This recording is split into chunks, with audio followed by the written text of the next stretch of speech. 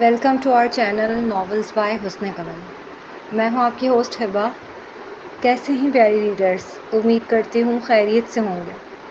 تو میں حاضر ہوئی ہوں ناول رازدار محبت کی قسط 38 لے کر. تو آئیے بغیر کسی تاخیر کے شروع کرتے ہیں. وہ اب گہری سوچ میں بیٹھی ہوئی تھی. کچھ لمحے وہ یوں ہی بیٹھی رہی. اس کے بعد اس نے ادن کو کال کی. ہیلو ہیلو زویا، سب کچھ خیریت تو ہے؟ اس کے لہجے سے ہر بار کی طرح فکر جھلک رہی تھی. ابھی تو نہیں. زویا آہستگی سے گویا ہوئی. کیوں، کیا ہوا؟ میں آؤں وہاں پر؟ وہ ہر بار کی طرح مدد کرنے کے لیے تیار بیٹھا تھا. نہیں، تم مت آؤ. میں بھی بس کچھ دنوں میں ہی واپس لوٹ رہی ہوں. ادن، حارث کیسا شخص تھا؟ اور میرے اور حارث کے تعلقات کیسے تھے؟ اس کا اچانک حارث کے متعلق پوچھنا ہی ادن کے کان کھڑے کر گیا. میں حارث کے متعلق کچھ بھی نہیں جانتا زویا، سوائے اس کے کہ وہ تمہارا منگیتر تھا. اور تم اچانک اس کے بارے میں کیوں پوچھ رہی ہو؟ کیا کچھ ہوا ہے؟ وہ خاصا تجسس سے پوچھنے لگا. یاد ہے میں نے کچھ وقت پہلے تم سے پوچھا تھا مرتسم نامی شخص کے متعلق؟ ہاں یاد ہے. ایسا ممکن ہے کہ زویا اسے کوئی بات بتائے اور وہ بھول جائے؟ وہ مرتسم دراصل حارث مرتسم چودھری ہے. واٹ؟ اسے جیسے شاک لگا ہو. اس کا کہنا ہے کہ مجھے آریز سے بچانے واپس آیا ہے، جبکہ آریز کہہ رہا ہے کہ اسی نے مجھے بیچا تھا. اور وہ بالکل اچھا نہیں تھا میرے ساتھ ماضی میں. مجھے کچھ سمجھ نہیں آ رہا میں کس پہ یقین کروں کس پر نہیں. وہ ایک دوستانہ انداز میں ادن کو اپنی دماغی کیفیت بتا رہی تھی. میں تو اتنا جانتا ہوں زویا کہ وہ دونوں ہی اچھے انسان نہیں ہیں. ان کی لڑائی کے متعلق تو پورا برازیلیا جانتا ہے. مجھے ڈر ہے کہیں وہ بھی تمہارا استعمال نہ کرے آریز کے خلاف. وہ اپنا شبہ ظاہر کرنے لگا. اسے ڈر تھا حارث کی واپسی بے وجہ نہیں ہے. حارث اچھا انسان ہے یا نہیں وہ نہیں جانتا، لیکن اتنا ضرور جانتا ہے کہ وہ زویا کے لیے ماضی میں کبھی اچھا نہیں رہا، ورنہ وہ اسے چھوڑ کر نہ جاتا جب وہ اپنی زندگی کے سب سے مشکل وقت سے گزر رہی تھی. مجھے بھی یہی ڈر ہے کہ وہ میرا استعمال کرنا چاہتا ہے. ادن، کیا تم میری ہیلپ کر سکتے ہو؟ وہ خاصے لچکدار لہجے میں استفسار کرنے لگی. بالکل، تم بس بولو. وہ فوراً سیدھا ہو کر بیٹھتے ہوئے گویا ہوا. انداز کچھ اس طرح تھا کہ جان بھی مانگو تو دے دو. ادن، آریز برازیلیا میں بہت پاور رکھتا ہے اور وہ مجھے طلاق نہیں دینا چاہتا، اور نہ ہی میں خلا لے سکتی ہوں کورٹ جا کر.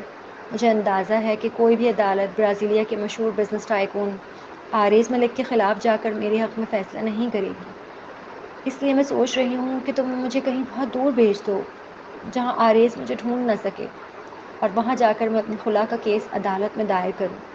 ایسا ملک جہاں آریز کی پاور نہ چلے. تم سمجھ رہے ہو نا؟ زویا مزید اپنی سیلف رسپیکٹ کو کچلتا ہوا برداشت نہیں کر سکتی تھی اس شخص کے ہاتھوں، اور وہ جانتی تھی اس ملک میں رہتے ہوئے وہ آریز کے نکاح سے نہیں نکل سکتی. میں سمجھ گیا، تم مجھے تھوڑا وقت دو انتظامات کرنے کے لیے. میں تمہیں جلد سے جلد برازیلیا سے دور بھیجتا ہوں. لیکن ایک بات بتا دوں میں تمہیں، ضروری نہیں ہے تم خلا کا کیس دائر کرو اور تمہیں خلا آرام سے مل جائے، کیونکہ جتنا میں آریز ملک کی پاور کو جانتا ہوں وہ صرف اس ملک میں نہیں اور ملکوں میں بھی پھیلی ہوئی ہے. اتنا آسان نہیں ہے یہ کام. ادن نے اسے کوئی چھوٹی امید نہیں دلائی تھی. وہ دوست تھا اور جانتا تھا کہ آریز ملک بلیک ٹائیگر ہے. اتنا آسان نہیں اس کے پنجوں سے اس کے قیدی کو نکال لینا. برازیلیا میں ایک پتا نہیں ہل سکتا تھا بلیک ٹائیگر کی مرضی کے بغیر. پھر اس کی بیوی کو غائب کرنا تو بہت بڑی بات تھی.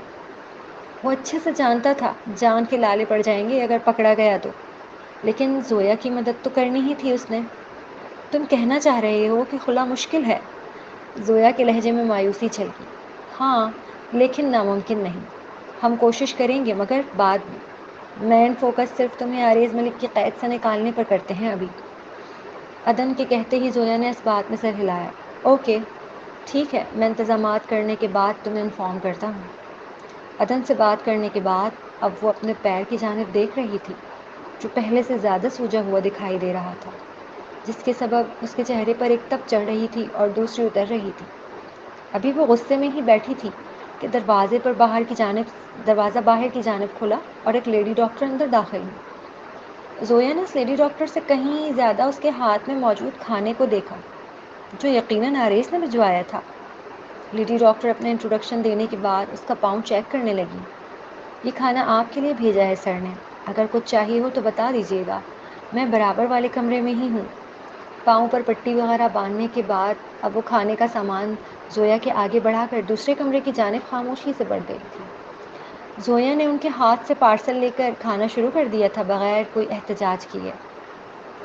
وہ کل سے بھوکی تھی بیچاری، احتجاج کرنا بھی اسے وقت کا ضیاع لگا تھا فقط۔ اب اگلا سین، وہ ہسپتال پہنچا تو تحریم کا چہرہ اسے دیکھتے ہی کھل اٹھا۔ وہ اب کافی بہتر محسوس کر رہی تھی۔ آریز کو دیکھتے ہی فوراً سیدھی ہو کر بیٹھی۔ تم نے زویا کے خلاف کیس کیوں کیا؟ دوستانہ انداز میں طبیعت پوچھنے کے بعد اب وہ ڈائریکٹ موضوع پر آیا۔ کیونکہ میرے سوٹ میں کچھ گڑبڑ ضرور تھی، اور وہ میری ڈیزائنر ہے، اس کے علاوہ اور کون ہو سکتا ہے؟ وہ پر اعتماد لہجے میں تیزی سے بولی۔ اور یہی تو سب سے زیادہ سوچنے والی بات ہے کہ وہ جانتی ہے وہ تمہاری ڈیزائنر ہے۔ اگر تمہارے ساتھ کچھ ہوتا ہے تو سب سے پہلے وہی پھنسے گی۔ پھر تمہیں نہیں لگتا کہ وہ ایسا نہیں کر سکتی؟ آریز نے فوراً ہی اسے آڑے ہاتھوں لیا۔ تحریم بوکھلائی تھی۔ اس کا انداز دیکھ، اس کی گرے آنکھیں بہت گہری دکھائی دے رہی تھیں۔ اس کے علاوہ اور کوئی نہیں جسے مجھ سے دشمنی ہو آریز، وہ اپنے موقف پر ڈٹ کر بولی۔ اچھا، نہایت آہستگی کے ساتھ کہتے ہوئے وہ پیچھے ہو کر صوفے پر بیٹھا، پھر شاہانہ انداز میں ایک پاؤں پر دوسرا پاؤں ٹکایا۔ آنکھوں سے اس نے وسیع کو اشارہ کیا۔ اچھا لفظ کہتے ہوئے مقابل کے لہجے میں جو طنز تھا وہ تحریم محسوس کر چکی تھی۔ یہی سبب تھا جب وسیع نے اس کے آگے آئی پیڈ کیا تو وہ ڈر رہی تھی اسکرین دیکھتے ہوئے۔ اسکرین کے اوپر ویڈیو چل رہی تھی جس میں ڈریسنگ روم کی ریکارڈنگ چلتی نظر آئی۔ اس میں صاف دیکھا جا سکتا تھا کہ زویا اپنا سوٹ وہاں ٹانگنے کے بعد باہر چلی گئی تھی، اور اسی وقت کمرے میں حیات داخل ہوئی اور اس نے کپڑوں کے ساتھ کچھ چھیڑ چھاڑ کی۔ ویڈیو دیکھنے کے بعد تحریم کو اپنے گلے میں گلٹی ابھر کر معدوم ہوتی محسوس ہوئی۔ اس کی پیشانی پر پسینہ نمودار ہوا۔ حیات، وہ بھی تو وہاں تھی، اور جہاں تک مجھے یاد ہے وہ بھی تمہاری دشمن ہے۔ تمہارے ذہن میں اس کا خیال کیوں نہیں آیا؟ آریز ملک کے ارد گرد ایک پاورفل گولا ہوتا تھا، ایسا دائرہ جسے لوگ محسوس کرتے تھے، اور آج تحریم بھی شدت سے محسوس کر رہی تھی۔ چونکہ اس سے پہلے صرف زویا نے ہی مجھے تکلیف پہنچانے کی کوشش کی ہے۔ پھر میں نے چیک کروایا تھا فوٹیج کے لیے، لیکن مجھے نہیں مل سکی تھی یہ۔ تحریم تیزی سے بڑبڑاہٹ کے ساتھ صفائی دینے لگی۔ واقعی؟ کیونکہ مجھے یاد پڑ رہا ہے کہ ایک بار سیٹ پر حیات ہی تھی جس نے تمہیں دھکا دیا تھا اور تمہارے پاؤں پر چوٹ لگی تھی۔ اور بس اتنا سننا تھا کہ تحریم کو جو پہلے ہی سانس لینے میں دشواری ہو رہی تھی وہ مزید بڑھی۔ میں نے آپ جان کے کچھ نہیں کیا آریز، میرے ذہن میں نہیں آیا تھا اس کا۔ وہ لچکدار لہجے میں اپنے آپ کو مظلوم ظاہر کر رہی تھی اب، مگر وہ دیکھ سکتی تھی آریز ملک کی آنکھوں میں دور دور تک کوئی لچک نہیں ابھری۔ تحریم، تمہیں پتہ ہے مجھے تمہاری سب سے اچھی بات کیا لگتی ہے؟ کہ تم ایک عقلمند عورت ہو اور تمہیں تمہاری لمٹس پتہ ہیں، وارننگ آمیز لہجے میں کہتے ہوئے وہ کھڑا ہوا، جبکہ تحریم اپنی جگہ منجمد سی رہ گئی۔ یاد رکھنا، مجھے مکار عورتوں سے سخت نفرت ہے۔ کل ہی اپنا کیس واپس لو اور معافی مانگو۔ اپنے کوٹ کا بٹن لگا کر سرسری سی ایک نگاہ اس کے وجود پر ڈال۔ آخری جملہ حاکمانہ انداز میں کہتا وہ لاپرواہی سے آگے بڑھ گیا تھا۔ اس کے جانے کے بعد جب تحریم کا مینیجر کمرے میں داخل ہوا تو وہ پسینوں سے شرابور تھی، حتیٰ کہ اس کے ہاتھ تک میں پسینہ تھا، جس سے اس کے مینیجر نے فوراً ہی گیلی ٹاول لا کر صاف کرنا شروع کیا۔ کیا کہنے آئے تھے یہ آپ سے؟ اس کا مینیجر خاصا تجسس سے پوچھنے لگا۔ وارن کرنے آیا تھا کہ جو چیز میری نہیں ہے اسے پانے کی کوشش بھی نہ کروں۔ تحریم کی آنکھوں میں نہایت رنجیدگی ابھری تھی یہ جملہ ادا کرتے وقت۔ تو یہ آپ سے کیا چاہتے ہیں؟ وہ چاہتا ہے کہ میں معافی مانگوں زویا سے، پوری دنیا کے سامنے، تاکہ اس کا فیشن ڈیزائننگ کیریئر تباہ نہ ہو۔ اندر ہی اندر آگ لگی ہوئی تھی اس کے۔ وہ دانت پیستے ہوئے ایک ایک لفظ ادا کرنے لگی۔ جب اتنا ہی خیال ہے ان کے کیریئر کا تو بات کو پھر اتنا بڑھنے کیوں دیا؟ اتنا خراب کیوں ہونے دیا؟ مقابل نہایت الجھے لہجے میں استفسار کر رہا تھا۔ کیونکہ وہ چاہتا تھا کہ زویا اس سے مدد مانگے۔ وہ کڈنیپنگ والے واقعے کے بعد سے طلاق مانگ رہی ہے آریز سے۔ اجنبیت کی ایک دیوار حائل کر کے بیٹھ گئی ہے دونوں کے درمیان۔ آریز بس اس دیوار کو ہی گرانے میں لگا پڑا ہے۔ وہ اس کیس کو اپنے حق میں استعمال کرنا چاہ رہا تھا۔ اس نے بات اسی لیے اتنی بگڑنے دی تاکہ زویا اس کے پاس جائے مدد لینے، اور ان کے درمیان سب پہلے جیسا ہو جائے۔ وہ اپنے سارے کام چھوڑ کر آیا ہی اسی لیے تھا یہاں واپس کیونکہ وہ زویا کو دکھانا چاہتا تھا کہ وہ اس کے ساتھ کھڑا ہے، مگر لگتا ہے وہ مغرور لڑکی آج بھی بدلی نہیں ہے۔ تحریم نے آریز کے غصے سے اندازہ لگایا تھا کہ میاں بیوی کے معاملات ابھی بھی خراب ہیں۔ زویا نے اس کی مدد نہیں لی۔ اب اگلا سین۔ تم مجھے کمرے میں بند نہیں رکھ سکتے اس طرح۔ آریز کے داخل ہوتے ہی وہ زور سے چیخی تھی، مگر مقابل نے یوں نظر انداز کیا جیسے کچھ سنا ہی نہ ہو۔ اس کے آتے ہی ڈاکٹر الوداع لے کر چلی گئی۔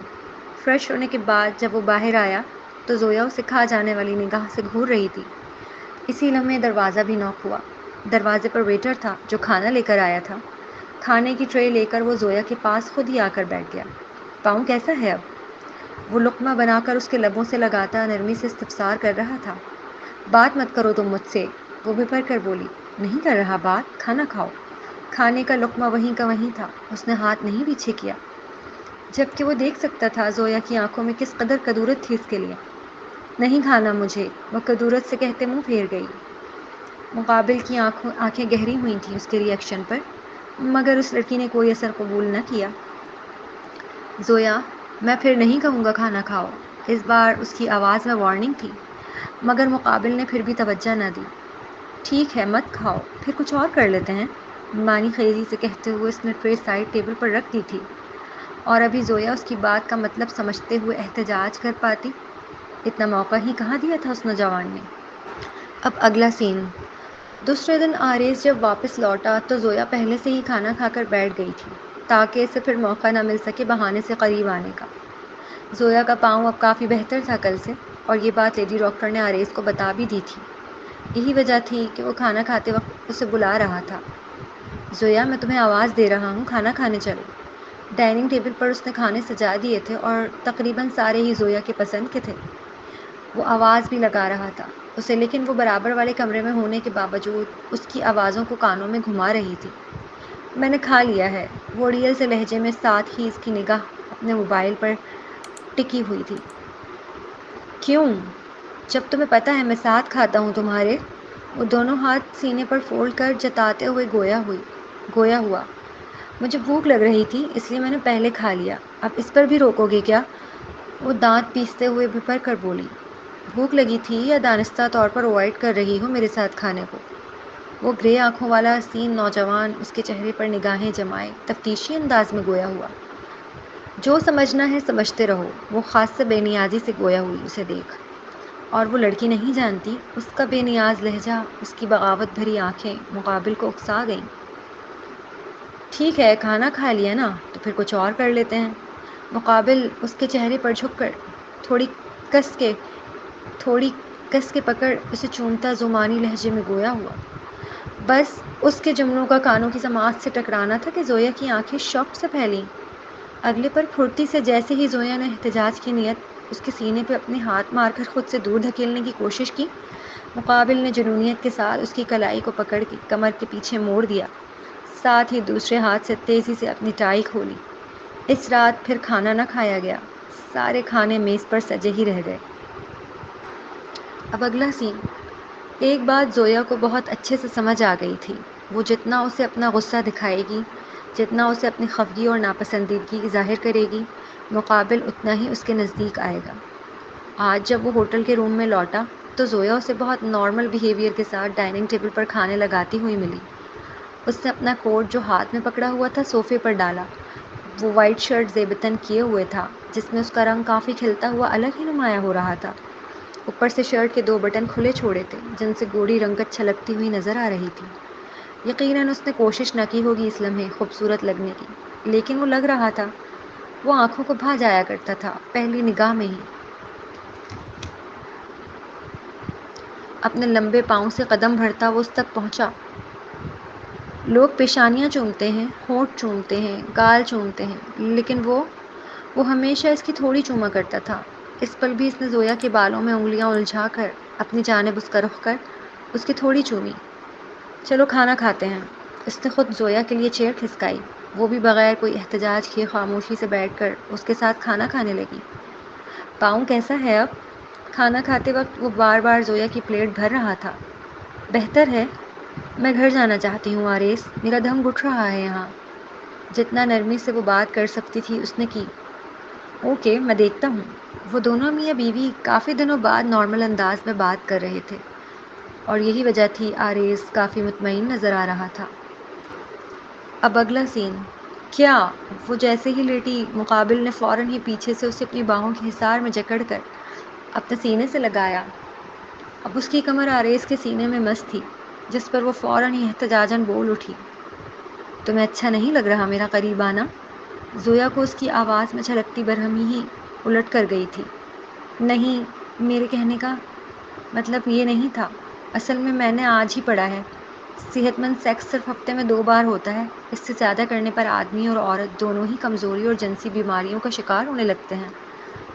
بلکہ اس آرٹیکل میں نیچے یہ تک لکھا ہوا تھا کہ اگر آپ کسی عورت کو خاموشی سے مارنا چاہتے ہیں کہ دنیا کو پتہ تک نہ چلے کہ وہ مری کیسے، تو اس کے ساتھ روز 2 بار سیکس کر لیں۔ وہ اندر ہی ختم ہو جائے گی اور کسی کو پتہ تک نہیں چلے گا۔ زویا نے آرٹیکل کا ذکر صرف آریز کو بہلانے کے لیے کیا تھا، ورنہ یہ بات اس نے لیڈی ڈاکٹر سے معلوم کی تھی آج ہی۔ ہمارے پاکستان میں سیکس ایجوکیشن نہ ہونے کی وجہ سے ہزاروں عورتیں مرتی ہیں اور کسی کو کانوں کان خبر نہیں ہوتی۔ ہر سیکس محبت نہیں ہوتا، اور نہ ہی اسے محبت سے تعبیر کیا جائے۔ ہمارا المیہ ہے کہ جب ہمیں محبت دکھانی ہوتی ہے ناولز میں، ڈراموں میں یا فلموں میں، تو ہم سیکس دکھاتے ہیں، جبکہ محبت الگ چیز ہے، سیکس الگ چیز ہے، اور اس بات کو سمجھنے کی سخت ضرورت ہے۔ ہماری کم عمر لڑکیوں کو جو اس چیز کو آئیڈیلائز کر کے بیٹھی ہوتی ہیں، یاد رکھیں، جو شخص اپنی عورت سے محبت کرتا ہے وہ اس کا جسمانی طور پر بھی خیال رکھتا ہے، مشین کی طرح استعمال نہیں کرتا۔ ہمارے ہاں سیکس کو ہوا بنا دیا گیا ہے، جس کے بارے میں بات کرنے کے لیے بھی کوئی راضی نہیں، جبکہ یہ ہر عورت و آدمی کی اولین ضرورت ہے۔ نکاح کے بعد اس کا علم سیکھنا فرض ہو جاتا ہے۔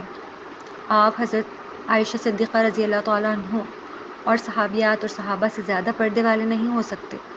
میاں بیوی کے تعلقات کا علم، ان کے مابین ہونے والے مسائل کا علم، ان کی ہم آہنگی کا علم، ان کے درمیان ہوئے معاملات کے بعد پاکی ناپاکی کا علم، وہ تو انہوں نے بھی سیکھا اور سکھایا ہے۔ ہمارے ہاں شادی سب کو کرنی ہے، لیکن شادی کے بعد ہونے والے معاملات کی تعلیم کسی کو نہیں لینی، نہ ڈاکٹر سے، نہ ہی کسی عالم یا مفتی سے۔ بدقسمتی سے اس کی تعلیم کے لیے یا تو شادی شدہ کزنز ہوتی ہیں یا پرانے خیالات کی عورتیں اوتھینٹک، جنہیں خود بھی علم ذرا برابر نہیں ہوتا اس حوالے سے، جنہوں نے آج تک صرف ایک بیان سنا ہوتا ہے: آدمی بلائے تو چلی جاؤ، ورنہ پوری رات فرشتے لعنت کرتے رہیں گے۔ کیا دین اتنا ہی مختصر تھا؟ کیا عورت کا کوئی حقوق نہیں رکھے گیا تھا اس حوالے سے؟ کہیں یہ کیوں نہیں بتایا جا رہا ہوتا بیان میں کہ اگر عورت بیمار ہے اور مرد پھر بھی بلا رہا ہے تو کیا کیا جائے؟ کوئی یہ کیوں نہیں بتا رہا کہ مرد اگر ساتوں کے ساتوں دن اپنی عورت کے ساتھ مباشرت کر رہا ہے اور اس وجہ سے عورت تیزی سے موت کی طرف جا رہی ہے اور اس کے پاؤں سے جان نکل گئی ہے، اس کے گھٹنے کام نہیں کر رہے، تو پھر اس آدمی پر کیا حکم بنتا ہے؟ میرا اسلام تو مرد و عورت دونوں کے لیے تھا نا، پھر مرد ہی مرد کے احکامات اور حقوق کیسے رہ گئے اسلام میں؟ عورت کے کہاں گئے؟ کوئی کیوں اس بارے میں بات نہیں کر رہا؟ میں مرنا نہیں چاہتی اتنی جلدی، اور نہ ہی بیمار پڑنا چاہتی ہوں، اور نہ ہی چاہتی ہوں کہ جلد بڑھیا ہو جاؤں اور چل پھر نہ سکوں۔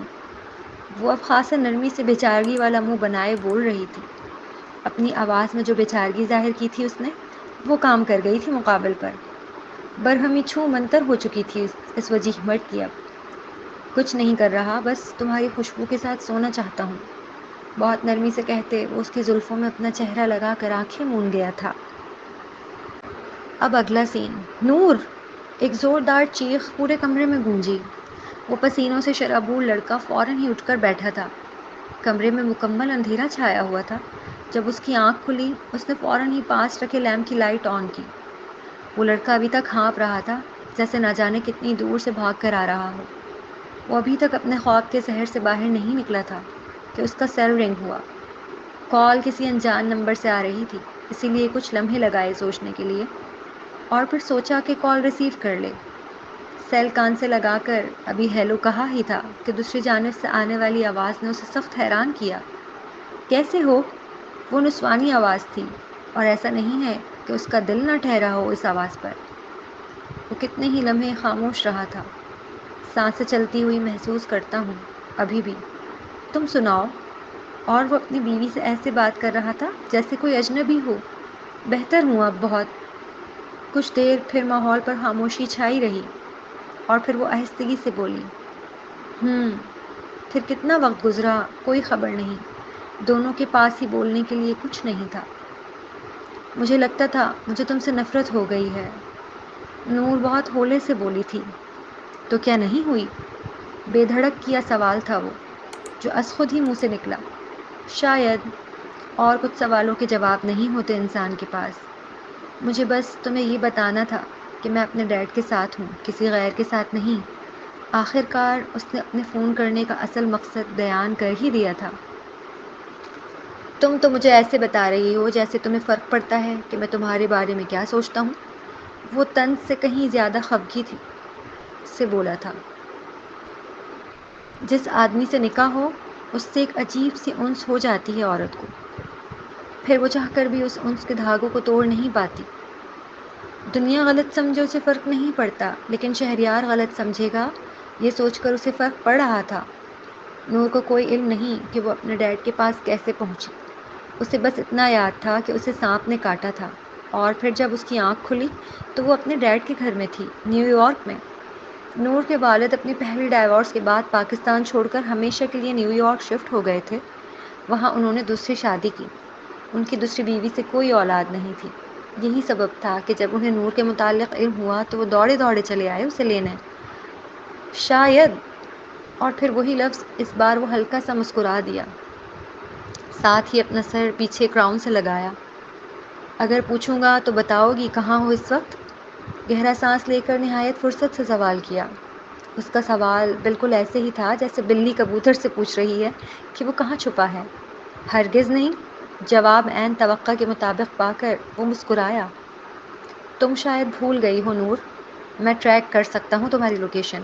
اور بس اس کے منہ سے اس جملے کا ادا ہونا تھا کہ دوسری جانب سے کال فوراً ہی ڈسکنیکٹ ہوئی۔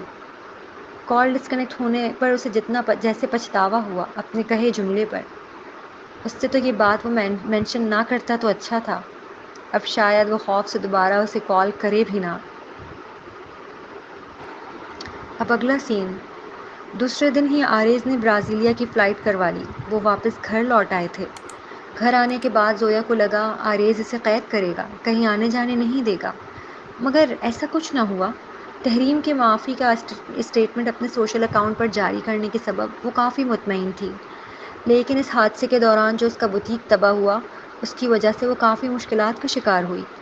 یہی وجہ تھی کہ وہ روزانہ صبح ہی گھر سے نکل جاتی اور رات کو بھی لیٹ نائٹ ہی گھر لوٹتی۔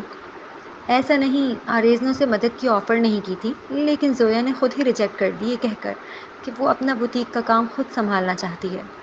پھر بوتیک کی آڑ میں اسے آریز سے دور رہنے کا بھی موقع مل رہا تھا۔ کافی دنوں بعد وہ ساتھ کھانا کھا رہے تھے بیٹھ کر۔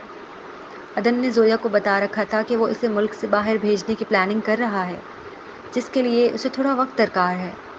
اس دوران زویا آریز کے سامنے بالکل نارمل بیہیو کر رہی تھی تاکہ اسے کوئی شک نہ ہو۔ کھانے کے بعد واک پر چلیں؟ آریز کے پوچھتے ہی زویا نے صاف انکار کیا۔ وہ جانتی ہے کس دل سے اس کے ساتھ بیٹھ کر کھانا کھا رہی تھی۔ وہ پہلے تو اس نے بے دھڑک صاف انکار کر دیا، لیکن پھر مقابل کی گہری نگاہوں کو دیکھا جن سے ناگواری ظاہر ہوئی۔ اس نے گلے میں تھوک نگلا۔ میرا مطلب ہے میرا دل نہیں ہے۔